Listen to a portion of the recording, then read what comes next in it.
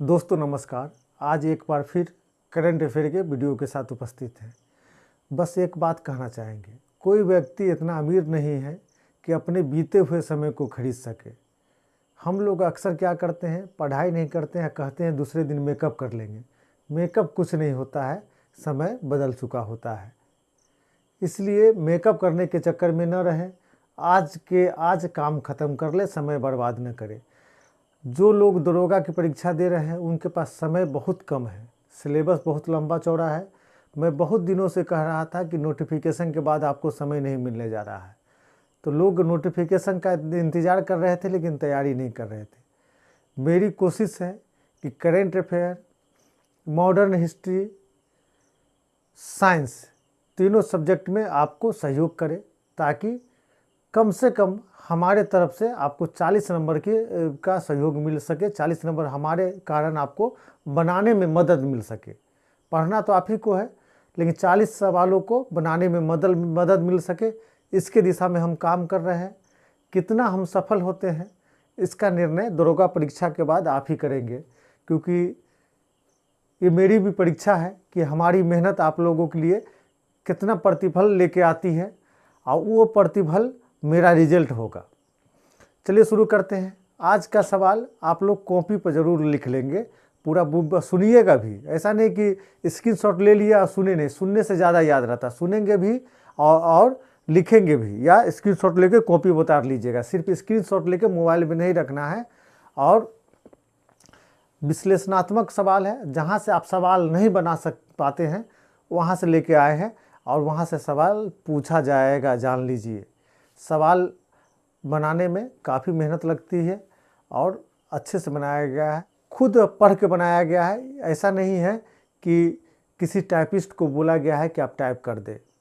चलिए शुरू करते हैं। पहला सवाल है, मणिपुर हिंसा की जांच के लिए गुवाहाटी उच्च न्यायालय के पूर्व न्यायाधीश, उसका नाम है अजय लांबा।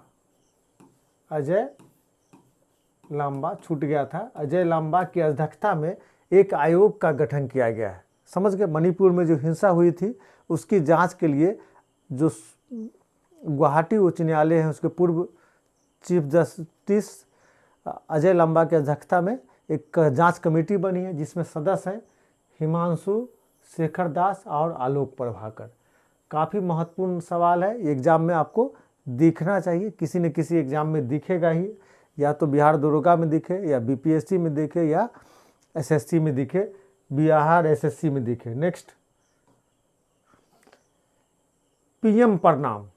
पीएम प्रणाम यह एक कार्यक्रम है जो केंद्र सरकार द्वारा शुरू किया गया है। इसमें धरती माता मतलब भूमि, धरती माता की उर्वरता, उपजाऊपन की बहाली, जागरूकता, पोषण और सुधार हेतु पीएम प्रणाम कार्यक्रम की शुरुआत की गई है। पीएम प्रणाम कार्यक्रम की शुरुआत की गई है, स्क्रीनशॉट ले लीजिएगा।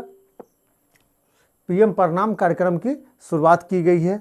दोस्तों, जो हम लोग कृषि करने के लिए खाद का प्रयोग करते हैं, उससे क्या हुई है कि भूमि की उर्वरता घट गई, उसको बहाल करने की कोशिश की जाएगी इस योजना के कारण। तो पीएम प्रणाम योजना क्या है समझ गए, धरती माता की उर्वरता की बहाली, जागरूकता, पोषण और सुरक्षा हेतु शुरू किया गया है। नेक्स्ट, 8 जून 2023 को घोषित मौद्रिक नीति की समीक्षा की गई है, जिसके अनुसार रेपो दर 6.5%, रिवर्स रेपो दर 3.35%, नकद आरक्षण अनुपात 4.5% है। देखिए, यह इंडियन इकोनॉमी का सवाल है। रेपो दर 6.5% है, यह पूछा जा सकता है, याद रखिएगा। यहाँ से सवाल आने की बहुत संभावना है, आप लोग पढ़ने वक्त में इसका ध्यान नहीं देते हैं। 8 जून 2023 इसलिए लिख दिया गया है कि यह हमेशा चेंज होता रहता है। तो ये जो डाटा है 8 जून 2023 का है। आगे बढ़ते हैं। अगला सवाल है, धान के न्यूनतम समर्थन मूल्य में 143 रुपये प्रति क्विंटल की वृद्धि की गई। याद रखिएगा, धान के न्यूनतम समर्थन मूल्य में 143 रुपये प्रति क्विंटल की वृद्धि की गई है। नेक्स्ट, गन्ने के उचित एवं लाभकारी मूल्य में 10 रुपये की वृद्धि की गई है। मतलब न्यूनतम समर्थन मूल्य गन्ने के लिए नहीं होता है, तो अन्य अनाज के लिए होता है जिसमें धान है, उसके 143 रुपये प्रति क्विंटल वृद्धि की गई है। गन्ने के उचित एवं लाभकारी मूल्य में 10 रुपये प्रति क्विंटल वृद्धि की गई है। स्क्रीनशॉट ले लेंगे। नेक्स्ट, ब्रिटेन के सम्राट चार्ल्स तृतीय के जन्मदिन 14 नवंबर पर ट्रूपिंग द कलर परेड का आयोजन किया गया है। ब्रिटेन के सम्राट चार्ल्स तृतीय के जन्मदिन 14 नवंबर पर ट्रूपिंग द कलर परेड का आयोजन किया गया है। नेक्स्ट, अगला सवाल, प्रतिस्पर्धात्मक सूचकांक 2023 जारी करने वाली संस्था है स्विट्जरलैंड स्थित international institute for management and development. International institute for management and development, इसका शॉर्ट नेम है IMD। इसके अनुसार भारत का स्थान 40वां है। प्रथम स्थान पर डेनमार्क है और अंतिम स्थान पर वेनेजुएला है। जान लीजिए, अंतिम स्थान मतलब 64वें स्थान पे वेनेजुएला है। प्रथम स्थान पे डेनमार्क है, अंतिम स्थान पे वेनेजुएला है। भारत का स्थान 40वां है। स्क्रीनशॉट ले लेंगे। नेक्स्ट, संयुक्त राष्ट्र शांति मिशनों में प्राण गंवाने वाले शांति सैनिकों की स्मृति में मेमोरियल वॉल अर्थात स्मृति दीवार की स्थापना की जा रही है। मतलब संयुक्त राष्ट्र शांति मिशन क्या होता है पहले समझ जाइए। किसी देश में हिंसा हो जाती है तो संयुक्त राष्ट्र अपनी सेना भेजती है, उसको शांति सेना कहा जाता है। उसमें कई देश के सेना शामिल होते हैं, तो शांति सेनाओं की भी मृत्यु होती है, तो उसके स्मृति में मेमोरियल वॉल या हिंदी में कहिए स्मृति दीवार की स्थापना की जा रही है। सबसे बड़ी बात, इसके लिए प्रस्ताव भारत सरकार ने लाई थी। नेक्स्ट, राष्ट्रपति द्रौपदी मुर्मू सूरीनाम तथा सर्बिया की राजकीय यात्रा पर है। सूरीनाम तथा सर्बिया के सरकारी यात्रा पर गई थी। सूरीनाम में मामा सरनान मतलब मदर सूरीनाम की प्रतिमा पर पुष्पांजलि अर्पित की। देखिए, मामा सरनाम पूछा जा सकता है कि कहाँ है, मतलब मामा सरनाम का हिंदी है मदर सूरीनाम। नेक्स्ट, अगला सवाल काफी महत्वपूर्ण है। भारतीय वायुसेना का पहला विरासत केंद्र चंडीगढ़ में स्थापित किया जा रहा है। एक बार सवाल और सुन लीजिए, परीक्षा में दिख सकता है। भारतीय वायुसेना का पहला विरासत केंद्र चंडीगढ़ में स्थापित किया गया है। गलत लिखा गया है, चंडीगढ़ में स्थापित किया गया है। नेक्स्ट, अगला सवाल काफी महत्वपूर्ण है। स्कॉर्पियन पनडुब्बी, आपसे यह भी पूछा जा सकता है कि स्कॉर्पियन क्या है। तो पनडुब्बी की एक क्वालिटी है, पनडुब्बी इस नाम से बनता है। तो स्कॉर्पियन से पनडुब्बी, इसमें बहुत सवाल बनता है, इसको गौर से देखिए। उसका निर्माण मुंबई स्थित मझगांव डाक शिप बिल्डर्स में किया गया है। मुंबई स्थित मझगांव डाक शिप बिल्डर्स में किया गया है। इसके तहत मतलब जो स्कॉर्पियन पनडुब्बी का जो निर्माण है, इसके तहत 6 पनडुब्बियों का निर्माण किया गया है। 6 याद रखिएगा। इसके लिए तकनीकी सहायता फ्रांस की DCNS ने प्रदान की है। कहाँ की? फ्रांस की कंपनी DCNS ने प्रदान की। मतलब स्कॉर्पियन श्रेणी के पनडुब्बी के निर्माण के लिए फ्रांस से समझौता हुआ था। हम लोग टेक्नोलॉजी फ्रांस से लिए हैं। इसके लिए 2005 में समझौता हुआ था। इस श्रेणी में पहली पनडुब्बी, याद रख लीजिएगा, पहली पनडुब्बी कलवरी है, और जबकि अंतिम अर्थात 6ठी पनडुब्बी वागसीर है। भीड़ लिखा गया वागसीर है। स्क्रीनशॉट ले लीजिए, यहाँ से सवाल पूछा जा सकता है। देखिए, स्कॉर्पियन श्रेणी एक पनडुब्बी की श्रेणी है। भारत सरकार ने 2005 में फ्रांस से उसकी टेक्नोलॉजी के लिए समझौता किया था। इसके तहत जो समझौता हुआ था, इसके तहत 6 पनडुब्बी बनाया जाना था। पहली पनडुब्बी का नाम था कलवरी और अंतिम पनडुब्बी का नाम है वागसीर। ठीक है। नेक्स्ट,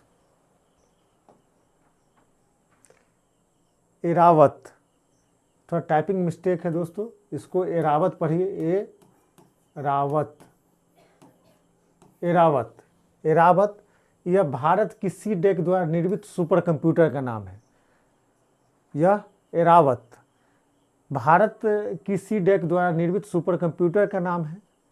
विश्व के 500 शीर्ष सुपर कंप्यूटर में एरावत का स्थान 75वां है। एरावत का स्थान 75वां है। जीके का एक सवाल भी इसमें है, सीडेक पुणे में है, पूछता है ना कि सीडेक कहाँ स्थित है, तो पुणे में स्थित है। एरावत, एरावत भारत का सुपर कंप्यूटर है जिसका निर्माण सीडेक द्वारा किया गया है और टॉप 500 कंप्यूटर में 75वें स्थान पे है। नेक्स्ट, संघाई सहयोग संगठन के विदेश मंत्रियों की बैठक गोवा में संपन्न हुई है। याद कर लीजिएगा, संघाई सहयोग संगठन के विदेश मंत्रियों की बैठक गोवा में संपन्न हुई है। नेक्स्ट, G7 का 49वां शिखर सम्मेलन हिरोशिमा जापान में संपन्न हुआ। कहाँ? हिरोशिमा जापान में संपन्न हुआ है। G7 का 49वां शिखर सम्मेलन हिरोशिमा जापान में संपन्न हुआ है। नेक्स्ट, यह सवाल काफी महत्वपूर्ण है। क्वाड की 5वीं शिखर बैठक हिरोशिमा में संपन्न हुआ है। क्वाड में कौन कौन सदस्य हैं? भारत, अमेरिका, जापान और ऑस्ट्रेलिया। क्वाड में कौन कौन सदस्य है? भारत, अमेरिका, जापान और ऑस्ट्रेलिया। नेक्स्ट, अब आगे परवीन सूद, बहुत महत्वपूर्ण सवाल है।